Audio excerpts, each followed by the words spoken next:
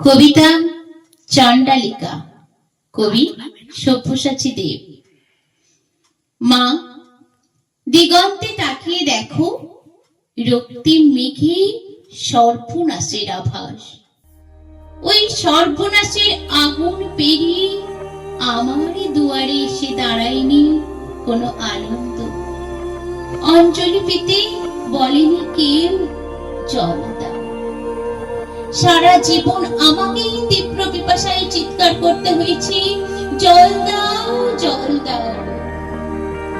চৈত্রের মধ্য দুপুরে পাখিরাও ডানা গুটিয়ে নেয়।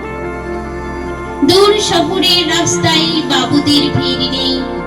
গায়ের কুকুরগুলো ঢুকে যেতে চাই উঠোনের ছায়ায়। আমাকে এখন যেতে হবে দূর নদীর চড়ায়। বালি খুঁড়ে তুলে আনতে হবে ফোঁটা ফোঁটা জল।